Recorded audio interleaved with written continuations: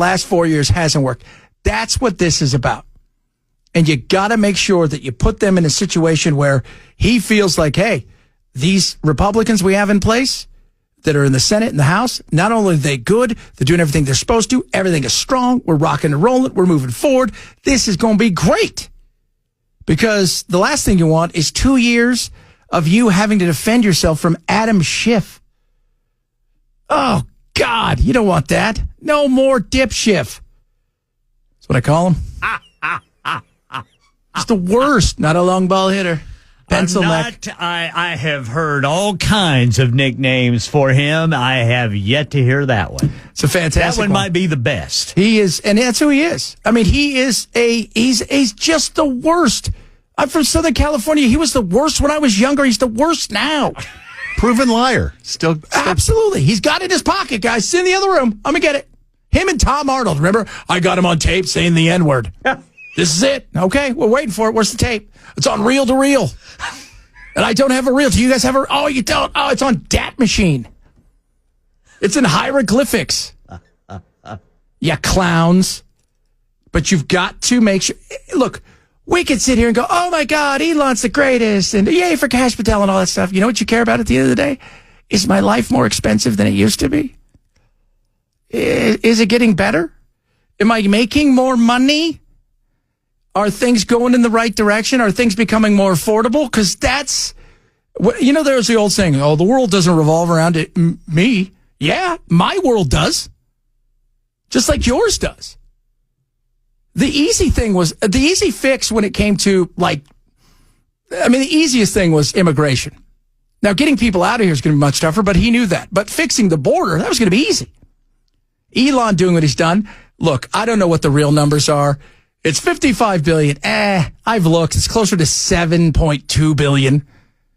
I mean, that's not saving the world anything, but this wasn't about that. This was about talking about the insanity of waste in the government, the foolish things that we spend money on, all of that stuff that is like so old that we use. And I'm not talking about old. I'm talking about like the oldest stuff. It's like we're still using stuff like manila folders. Like, do you guys, hold on, let me write that down for you. Manila folders. Do you guys understand that? Some of those offices probably still have typewriters. They probably do. That's probably what you use.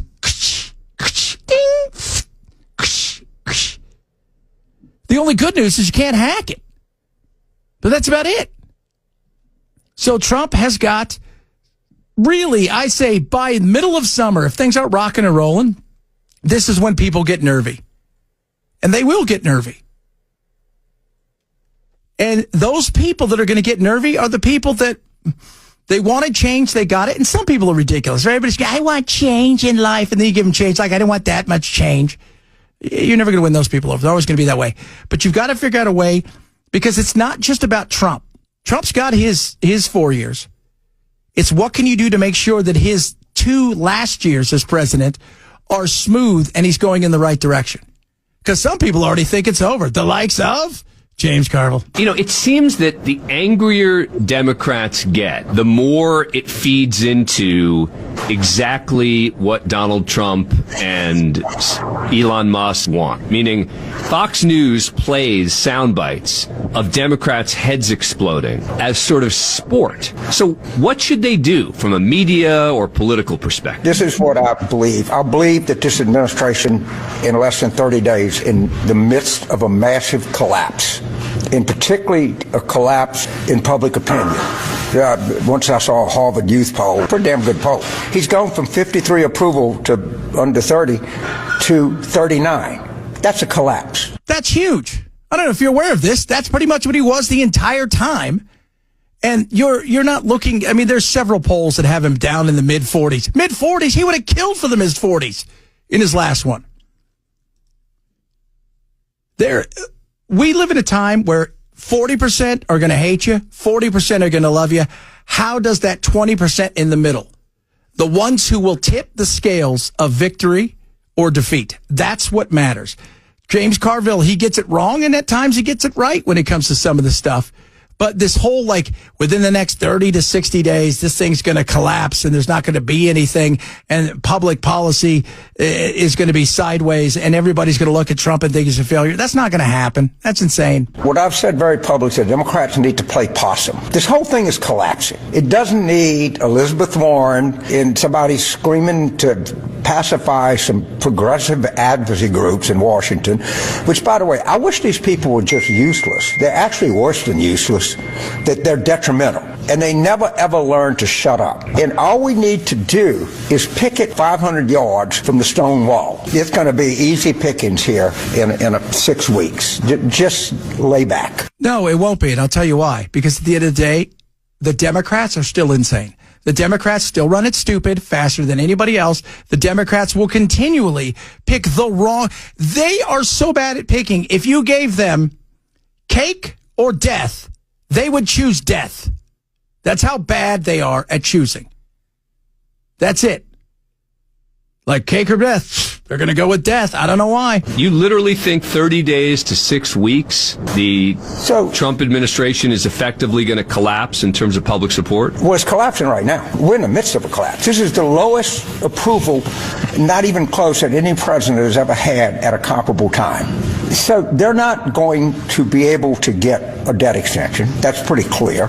I don't think they're going to be able to pass reconciliation, but I'm not sure. But they're going to have to go to Hakeem. And that is going to be the equivalent of stacking arms. It's over. I think the House Democrats, I think they know exactly what they're doing, and they know exactly what's going to happen. They know nothing. They are so useless. They are horrible. And the problem is they take their marching orders from the coast, where you can get away with crazy on the coast. You can't get away with crazy anywhere else. It doesn't work. Anywhere there's weather, they have a tough time. That's it. So he's right, though, about them screaming and yelling and going out and following stupid things and listening to activists. But he's wrong about whether or not it'll be done in 30 or 60 days. This is a marathon, but it's a 2-part marathon. The first one, you got to get to the halfway line. And that really is, like Ken and I were talking about a year from now. Even though it isn't until November that the midterms will come next year, you've got to be in position, because we know it's tough to turn people around once they're angry. So you better figure it out. Gas prices will go up a little, down a little at this point in time. And you've got summer coming up, so automatically there's going to make a little bit of a jump, because that's what happens. It's the rest of it that you have to focus on. And you're going to have to do this in a way where you keep the people informed about what you're doing and why you're doing it, because you want to continue to see winning. And this whole thought, like the polls, like what poll am I supposed to believe? Because you got one poll that says, oh my God, he's the worst he's ever been this time. But it's way better than he was before. And the Democrats are the worst they've ever been. So who cares? And even when Trump was awful as far as his polling went, like his polling was in the dirt, he was still like 25 points ahead of the Democrats and the Republicans in Congress. For as bad as any president is, Congress always is worse. So, alas, here we are. But when I hear, it's the worst, and didn't Doge hurt my feelings? He sent out an email. Who cares?